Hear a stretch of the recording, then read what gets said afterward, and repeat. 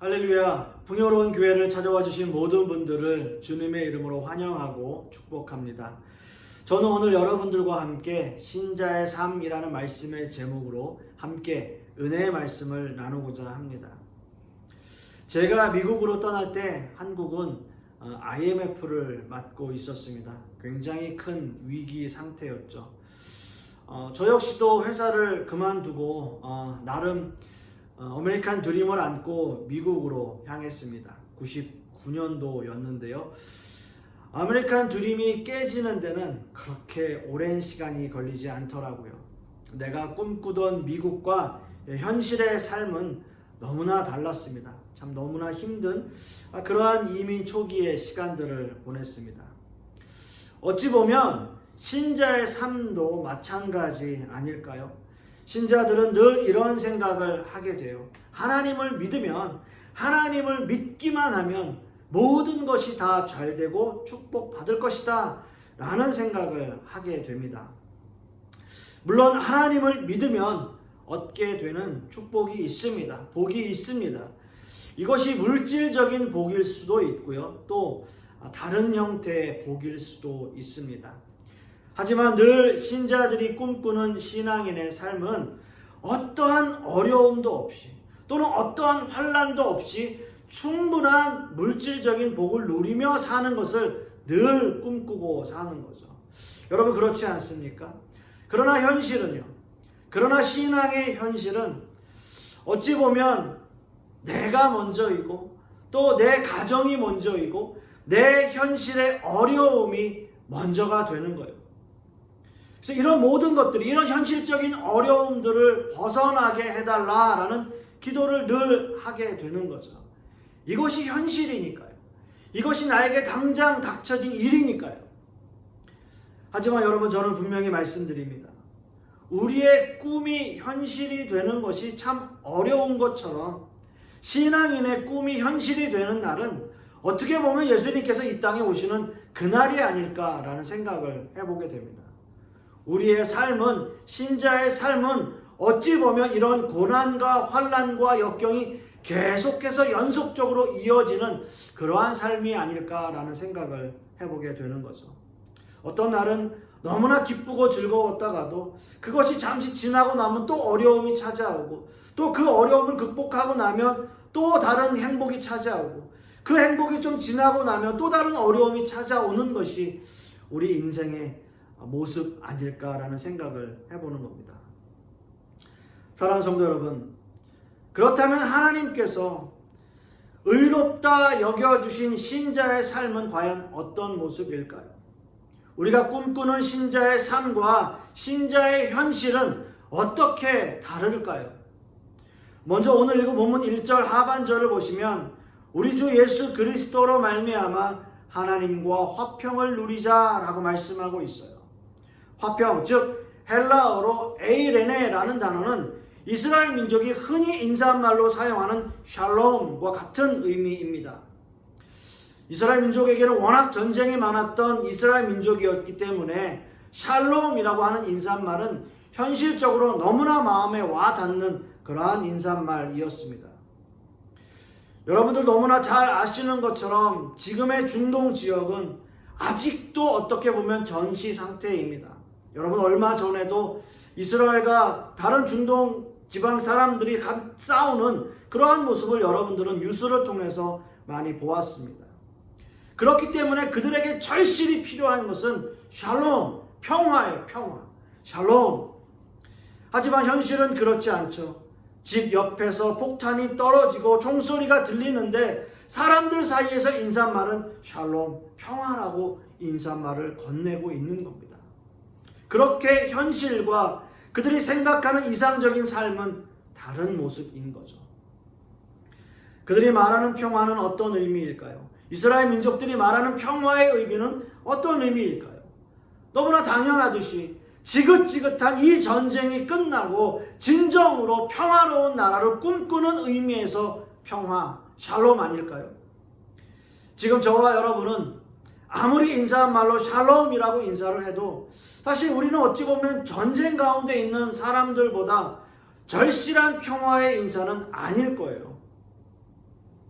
이것이 현실의 어려움이 주는 진정한 의미의 전달입니다.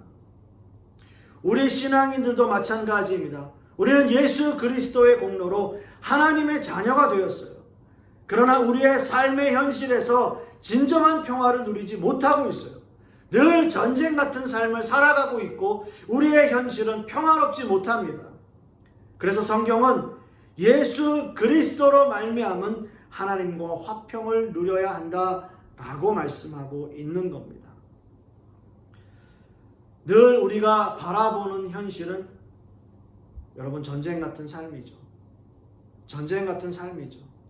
언제 무슨 일이 일어날지 모르는 어려운 현실 속에서 우리가 기대할 수 있는 진정한 평화는 예수 그리스도밖에 없음을 여러분 믿으시기 바라겠습니다. 여러분은 이런 경험을 하신 적이 있으실 겁니다. 현실의 어려움이 너무 큰데 하나님 앞에 기도하고 나니까 뭔가 좀 마음이 후련해지고 홀가분해지고 왠지 모를 평화가 내 마음을 사로잡는 그런 경험 여러분 해보신 적 있으실 겁니다. 물론 현실의 어려움은 그대로 우리에게 있어요. 현실의 어려움은 그대로 우리에게 있다 할지라도 어떤 의미에서 우리는 평화롭지 못한 전쟁 같은 삶에서 진정한 평화의 의미를 깨닫게 되는 그러한 순간들을 여러분들은 경험하신 적이 있으실 겁니다. 이것이 바로 예수 그리스도로 말미암아 누리는 진정한 평안이죠. 평화죠. 또 한 가지 화평이라는 단어의 의미에는 회복이라는 의미가 있습니다. 사실 이 단어는 우리에게 너무나 큰 의미가 있죠. 우리의 신분이 하나님 앞에서 회복되어지는 거예요. 회복되어지는 거예요. 죄로 말미암아 죽었던 우리가 예수 그리스도 안에서 회복되었다는 것을 의미하기 때문입니다. 성도 여러분, 사실 사람들 사이에서도요, 참 힘든 게 이 관계예요, 관계. 어떤 관계를 맺는가, 또 어떤 관계에 있는가. 사람들 사이에서 관계가 깨지고 나면 사실 서로 얼굴 보기가 참 힘들죠. 뭐 가정 안에서도 마찬가지예요. 남편과 아내가 서로 냉전일 때 그 서먹함 여러분 참 견디기가 힘들죠. 부부가 살면서 이런 냉전으로 인해서 관계가 서로 뒤틀리고 어그러지면 그래서 그 관계가 회복되지 못하면 결국 부부는 갈라설 수밖에 없는, 이혼할 수밖에 없는 그러한 상황까지 내몰리는 그런 모습들도 우리는 너무나 많이 봅니다. 하지만 이런 관계가 회복되면 어떻습니까? 회복되면 어떻습니까? 집안에 평화가 찾아오고요. 화평이 찾아오고 집안이 너무나 부드러운 분위기가 되는 거죠. 여러분, 사람들 사이 또는 부부 사이에도 관계가 나쁘면 이렇게 서먹하고 힘든데 죄로 완전히 멀어졌던 하나님과의 관계가 회복되고 화평의 관계가 되었다는 것은 정말 이것은 은혜일 수밖에 없는 거예요. 은혜로밖에는 설명될 수밖에 없는 거예요. 이 은혜를 생각하면 우리에게 어떠한 어려움과 시련이 찾아와도 사실 여러분 그것은 다 이겨낼 수 있는 거예요. 왜요? 그것이 은혜이기 때문에. 그래서 우리는 예수 그리스도 안에서 하나님과 화평을 누릴 수 있게 되는 겁니다. 그렇습니다. 여러분, 이렇게 하나님과 화평을 누리는 이 모든 것이 하나님의 은혜일 수밖에 없어요.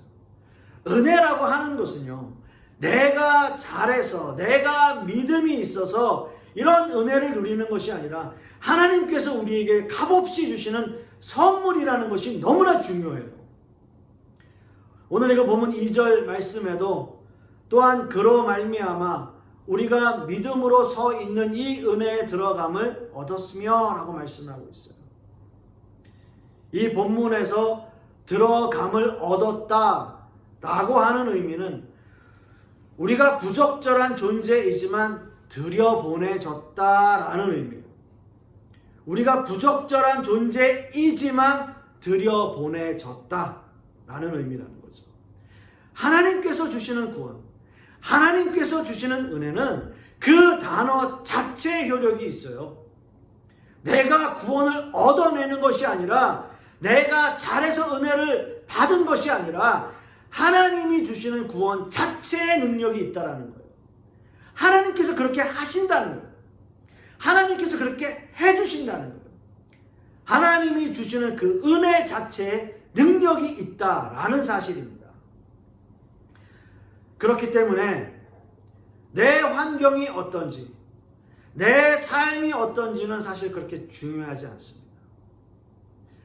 우리가 사는 지금 이 현실 자체가, 내가 살아가고 있는 이 모습 자체가 하나님이 주신 은혜이기 때문이죠.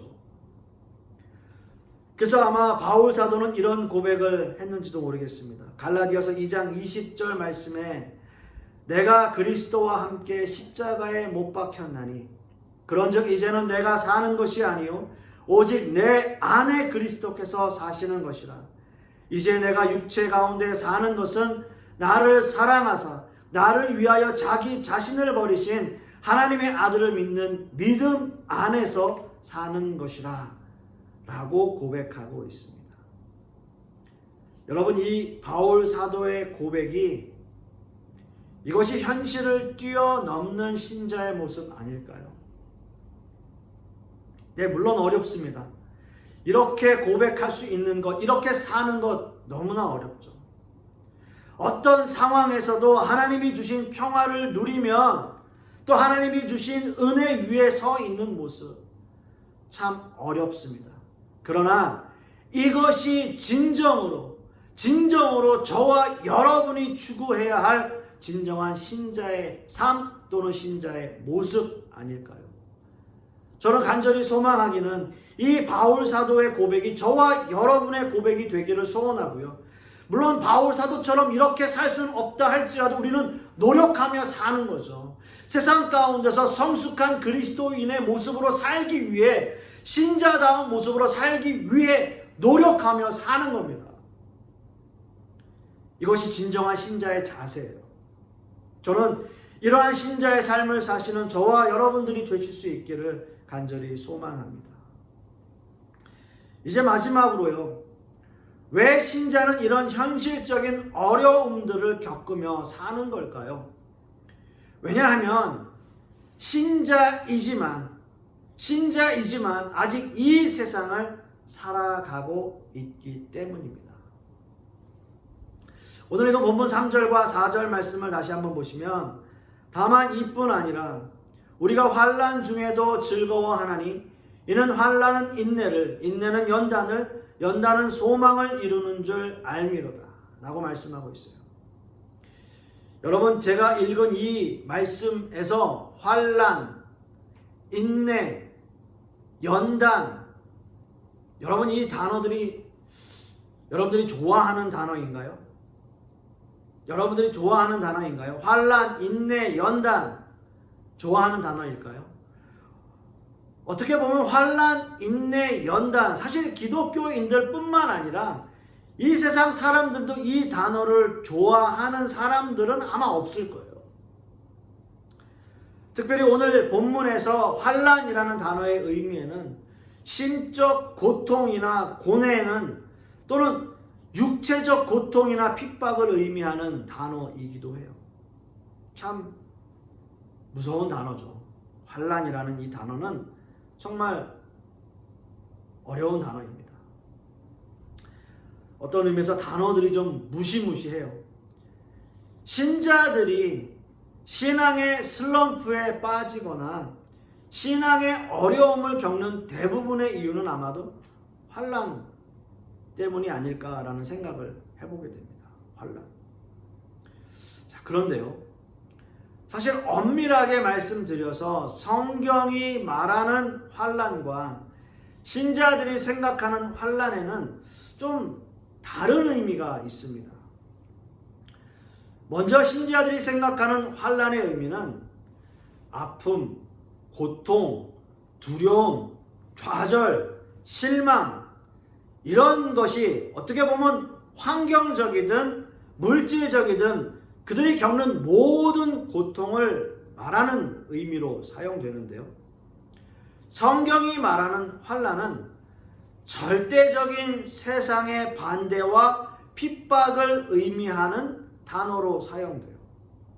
그런 의미가 더 강해요. 그러니까 성경이 말하는 환난은 절대적인 세상의 반대와 핍박을 의미하고 있는 거죠. 즉 성경이 말하는 환난은 다분히 종말론적 성격을 띠고 있어서 신자라면 마지막 때에 마땅히 받을 고난을 의미하는 단어로 사용된다라는 거죠. 그러니까 신자들이 성경에서 말하고 있는 환난의 의미에는 종말론적 의미가 있다라고 하는 거죠. 그래서 예수님도 요한복음 16장 33절 말씀에 이것을 너희에게 이르는 것은 너희로 내 안에서 평안을 누리게 하려 함이라. 세상에서는 환난을 당하나 담대하라. 내가 세상을 이기었노라 라고 말씀하세요. 예수님께서 말씀하신 이 환난이 성경에서 말하는 환난의 의미예요. 신자라면 누구나 받아야 할 고난과 핍박을 말하고 있는 거죠. 세상이 주는 환난. 그렇습니다. 여러분 성경적으로 환난은 이런 의미예요. 하지만 저와 여러분이 느끼는 환난은 이런 의미는 아니죠. 우리는 현실적인 어려움을 환난이라고 표현해요. 그렇게 말해요. 그리고 그렇게 이해합니다. 여러분 좋습니다. 현실적인 어려움은 환난으로 느끼시던지 아니면 세상의 고난과 핍박을 환난으로 느끼시던지 사실 그것은 그렇게 중요하지 않아요. 중요한 것은 이런 환난 가운데서 어떻게 즐거워할 수 있느냐라고 하는 거예요. 어떻게 즐거워할 수 있느냐? 내 현실이 환난이고 고통이고 어려움이 있는데 어떻게 즐거워할 수 있는가? 주님께서 말씀하셨듯이 세상에서는 우리가 환난을 당할 수밖에 없어요. 우리가 겪는 여러 가지 고통으로 생각하든지 세상이 우리에게 주는 여러 가지 어려움으로 생각하든지 그건 상관없습니다. 어떻게 우리는 그 환난 가운데 그 고통 가운데 즐거워할 수 있는가라는 거예요. 여러분 짐작하시겠지만 답은 한 가지죠. 신자에게는요. 하나님께서 어떤 환난에서도 그것을 참아낼 수 있는 힘을 우리에게 주신다라는 겁니다. 하나님께서는 어떤 환난에서도 좌절하지 않고 이겨낼 수 있는 힘을 주세요. 이것이 신자의 특권이에요. 하나님의 자녀에게 주시는 특권이에요. 이것이 은혜이고 은혜일 수밖에 없어요. 고린도전서 10장 13절 말씀을 보시면 사람이 감당할 시험 밖에는 너희가 당한 것이 없나니 오직 하나님은 미쁘사 너희가 감당하지 못할 시험 당함을 허락지 아니하시고 시험 당할 즈음에 또한 피할 길을 내사 너희로 능히 감당하게 하시느니라. 아멘. 이것이 여러분 하나님의 은혜가 아니고 무엇이겠냐고요. 우리에게 이길 힘 주시고 능력 주시고 피할 길을 허락하신다는 거예요. 환난, 인내, 연단 여러분 이런 거 생각하면 생각나는 인물이 있을 거예요. 네, 바로 욥입니다. 욥은 성경의 인물에서 환난을 대표하는 인물이죠. 하나님이 허락하신 시험으로 그런 모든 자녀와 재산을 잃었고요. 또한 발바닥에서 정수리까지 종기가 나는 그런 아픔을 겪었던 인물이 바로 욥이라고 하는 사람입니다. 그의 친구들은 욥의 잘못을 꾸짖었고 그의 부인마저도 하나님을 욕하라고 이야기했던, 그래서 욥을 떠나버리는 그러한 아내를 맞이했었어요. 물론 현실의 모습을 보고 욥이 자기의 생일을 저주하는 일도 있긴 했었습니다. 내가 난 날이 멸망하였더라면 이라고 울부짖은 적이 있어요. 여러분 이게 현실이죠. 이게 현실이죠. 현실은 너무나 고통스럽고 현실은 너무나 막막해요. 그러나 이 과정을 끝까지 견디게 하시는 분은 바로 하나님이십니다. 하나님은 욥이 감당할 시험을 허락하시기 때문이에요. 이 과정을 견딘 욥의 고백은 이렇습니다. 욥기 42장 1절에서 6절 말씀을 보시면 욥이 여호와께서 대답하여 이르시되 주께서는 못하실 일이 없사오며 무슨 계획이든지 못 이루실 것이 없는 줄 아오니 무지한 말로 이치를 가리는 자가 누구니까? 나는 깨닫지 못한 일을 말하였고 스스로 알 수도 없고 헤아리기도 어려운 일을 말하였나이다. 내가 말하겠사오니 주는 들으시고 내가 주께 묻겠사오니 주여 내게 알게 하옵소서. 내가 주께 대하여 귀로 듣기만 하였사오나 이제는 눈으로 주를 배옵나이다. 그러므로 내가 스스로 거두어 드리고 티끌과 제 가운데서 회개하나이다 라고 고백해요. 여러분, 동방의 의인이라 불리던 욥이었습니다. 하지만 고난이 닥치고 환난이 밀려올 때 때로는 좌절하고 때로는 포기하고 싶은 생각이 들었지만 그런 상황에서도 하나님은 욥을 끝까지 붙들어 주셨어요. 이길 힘을 주시고 용기를 주셨어요. 그래서 이제 하나님이 하신 일을 깨닫고 정말 나는 하나님 앞에 회개할 죄인입니다 라는 고백을 하게 되는 거예요. 이것이 욥이 환난을 이기는 방법이었습니다.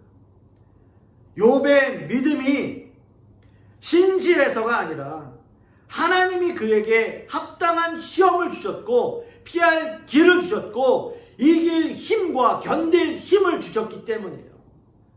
여러분, 이것이 욥에게 주신 은혜입니다.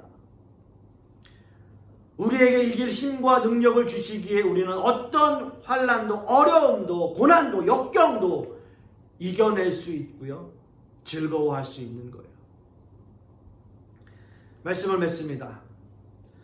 사랑하는 성도 여러분, 신자의 삶은 어떻게 보면 현실적으로 너무나 어려운 삶이에요. 우리는 그런 세상을 살아가고 있어요. 어떻게 보면 세상을 바라볼 수도 없고 현실을 외면할 수도 없습니다. 또한 신자의 삶도 절대 포기할 수 없습니다. 하지만 여러분, 그럴 때 우리는 생각해야 돼요. 하나님과 함께 평화, 화평을 누리고 그리고 그러한 은혜 가운데 어떠한 환난에서도 우리에게 이길 힘을 주시는 하나님의 능력을 우리는 바라보아야 합니다. 그렇게 하신다면 반드시 하나님께서는 여러분을 믿음의 자리로 이끄실 것이고 이 모든 상황들을 견디고 이겨낼 힘을 주실 것입니다. 이러한 은혜의 자리에 머무시는 저와 여러분 되실 수 있기를 간절히 소망하겠습니다. 기도하겠습니다. 아버지 하나님, 감사합니다. 신자의 삶이라고 하는 것은 참 너무나 힘들고 어려운 삶입니다. 우리가 생각하는 현실과 또 우리가 생각하는 그 이상들은 너무나 다르기 때문입니다. 그러므로 아버지 하나님, 우리가 이러한 신자의 삶을 사는데 여러 가지의 환난과 어려움과 고난과 역경이 우리에게 늘 있을 수 있지만 이 모든 것들을 이기게 하시고 견디게 하시고 또한 이길 힘과 능력을 주시는 분은 오직 하나님이심을, 오직 주님이심을 믿고 의지하며 이 모든 상황들을 견디며 승리할 수 있게 주님께서 역사하여 주시옵소서. 또한 이것이 은혜임을 우리가 깨닫고 하나님의 말씀과 은혜 가운데 살아가는 우리 모든 성도님들 되게 하여 주시옵소서. 이번 한 주간도 이런 은혜 가운데 머무는 모든 성도님들이 되실 줄 믿사오며 예수 그리스도 이름 받들어 기도드렸사옵나이다. 아멘.